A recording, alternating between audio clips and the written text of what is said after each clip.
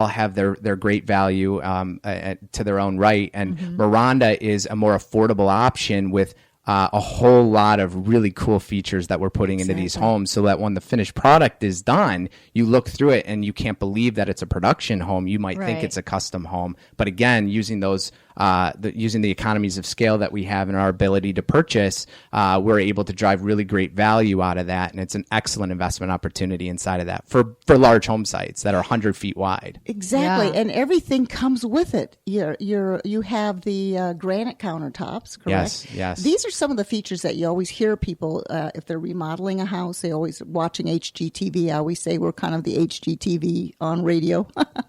And also on our website at yourhometownsolutions.com, we have some great tips there for remodeling.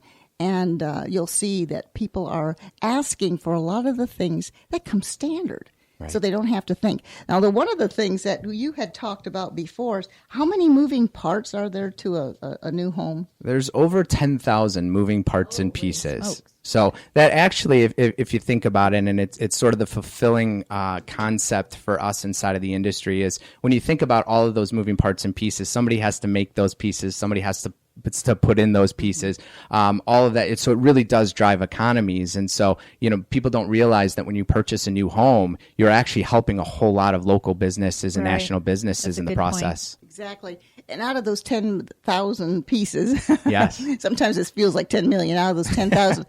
The actual consumer really only has to worry about how many, 20, 30 of them? That's right, yeah. You're 30. Picking handles, you're picking your cabinets and so forth.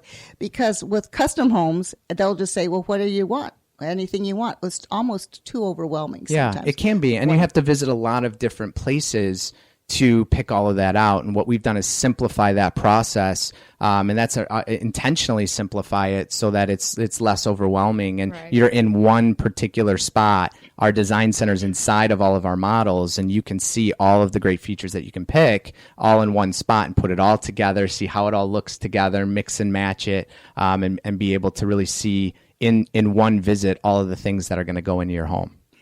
What do you think the trend is right now on floor plans? Is it the traditional foyer split plan, family room, living room? Or are we going into the great room where everything is together off the kitchen? Yeah, people are living differently. And that trend has started probably 5-6 years ago. And maybe as a predication of the downturn, you've got people that want to live together. So the open concept floor plan has become much more important, where you walk in, you don't have all the compartmentalized rooms. Now you might have no living room at all. In fact, the living room has sort of been wasted space to a lot of people because they never use it. And so now what they're wanting to do is have that be a flex room where they can put doors on it, make it a playroom or make it a den. But then your great rooms are flowing now into your kitchens, that are flowing into your dining rooms. So people can be in different functioning rooms, but still be together. And that's become a really popular way of laying it out. In fact, most of the floor plans that we're developing now have that center and that heart of the home being very open. And then depending on how you want to live, we'll have bedrooms that are stacked all on one side, or bedrooms that are separated where the master's on one side and the secondary bedrooms are on a separate side.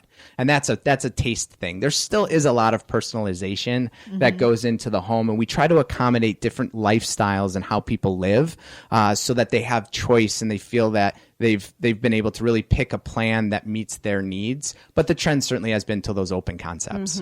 I see a lot more new two-story homes as well.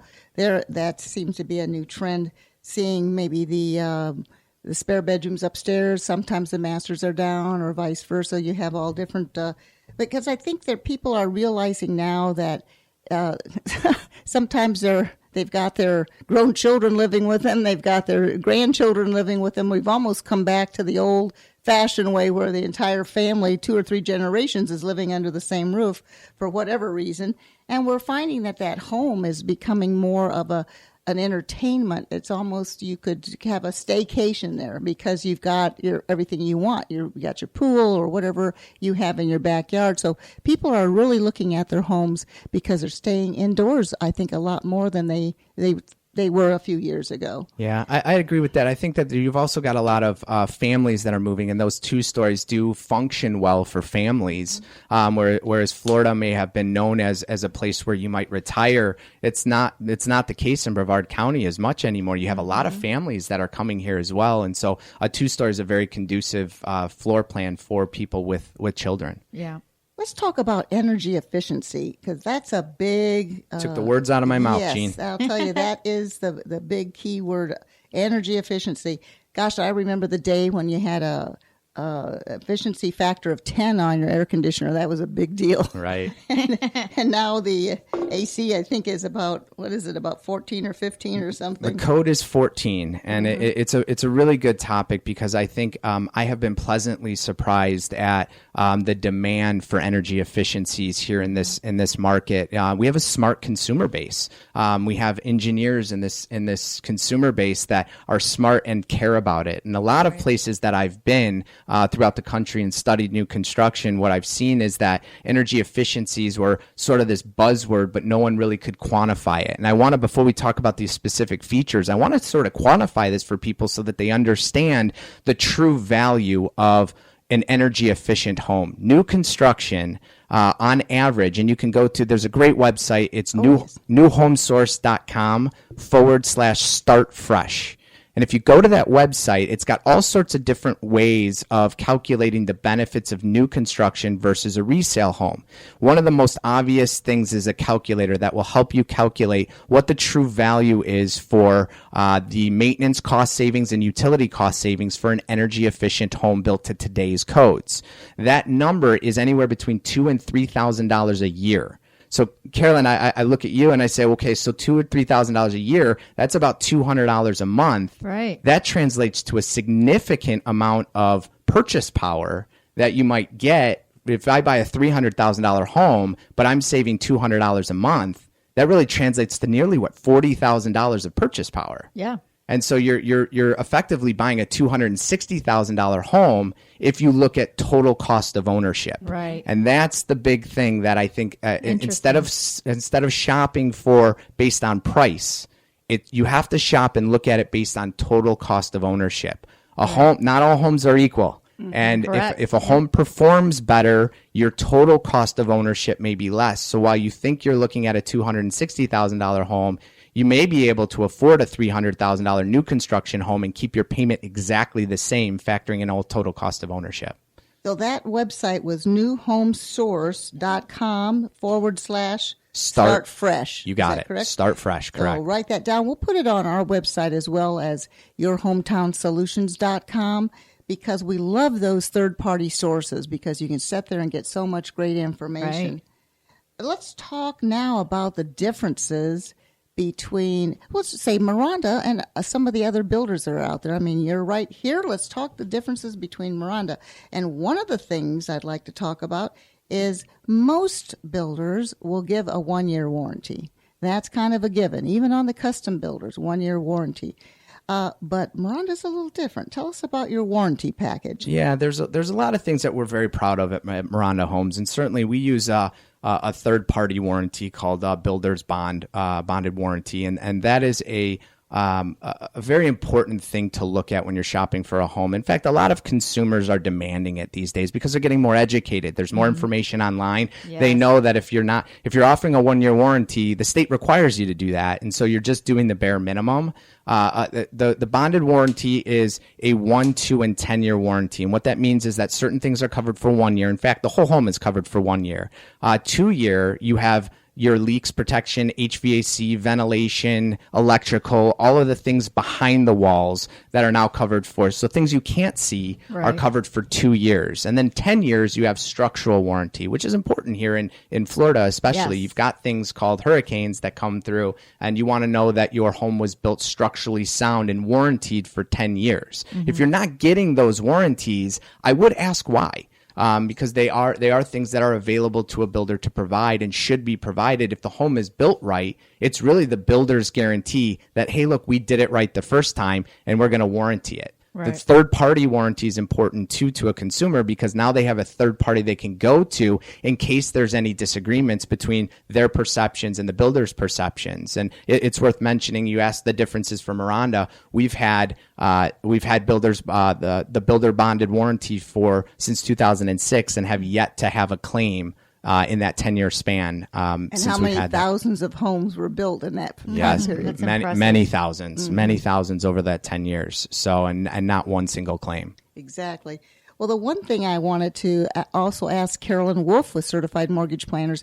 All right, we have the person who, let's say they want to buy a Miranda home. They've gone out and put a couple $1,000s down. It's not a lot in the beginning, right? What is your minimum down? It depends on the area and the purchase price of the home, but it will range anywhere from $5,000 to $15,000. Okay. That's it. So they put their money down. They're coming to you now to get pre-qualified.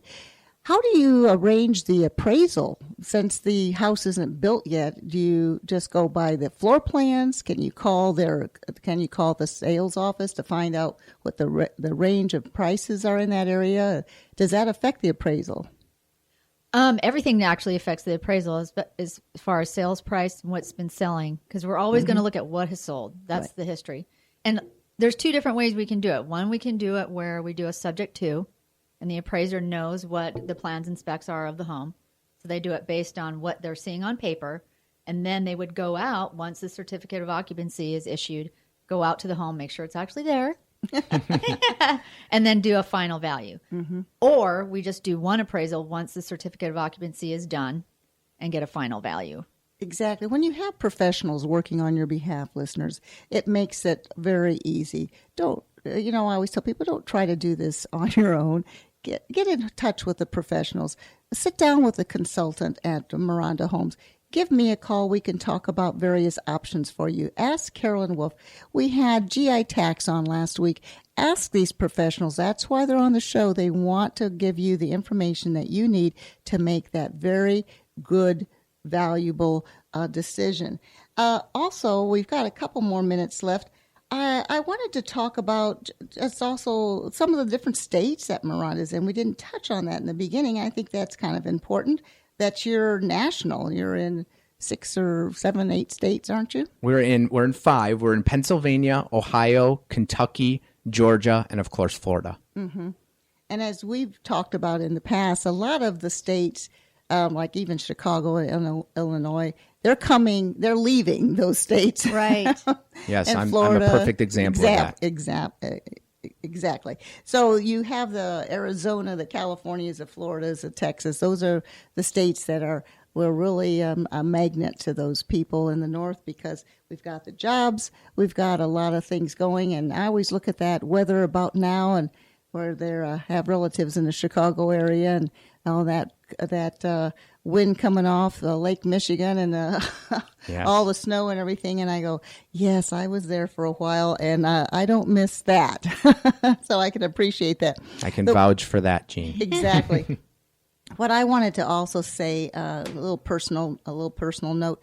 When I first got here in 1981 from South Florida, I actually had a Miranda home built, and I still living in that home. As a matter of fact, I should be a candidate for a new home, right? I'm ready. Right. But I've always felt that I had a good quality home, and I was only in the home for about a week when I got a knock on the door, and it was the superintendent. And he said, I'm going to be hammering on your garage. Is that okay? And I said, what's that about? And he said, I just noticed that there's a little trim work that needed an extra nail. Do you mind? And I'm going to be hammering that. I'm thinking, fine. So here, a superintendent drives by and sees something that has to be done and stops and asks for permission to fix it or make it a little bit better. And I thought, boy, you don't hear that very often. Right, that's great service. It's great service. It's always been a good home. It's gone through umpteen hurricanes, and I'm very proud to be a Miranda homeowner. And we just want to thank everyone for listening today. I hope you got some great information about new home construction. Nate, please give out your information. Yeah. So visit us at mirandahomes.com. That's MARONDA homes.com. That's where you can find a list of all of our communities throughout Florida and the other 4 states that we operate in. And you can certainly email me directly at amadonn@miranda.com for any information as well. And we can put you in touch with a sales professional that can help you in your new home search. And we'll put that on the Your Hometown Solutions website as well. And Carolyn Wolf with Certified Mortgage Planners, your information, please. All right. It's cell phone is the best way to reach me. It's 321-795-9103, or my email at carolyn@floridalendingpro.com.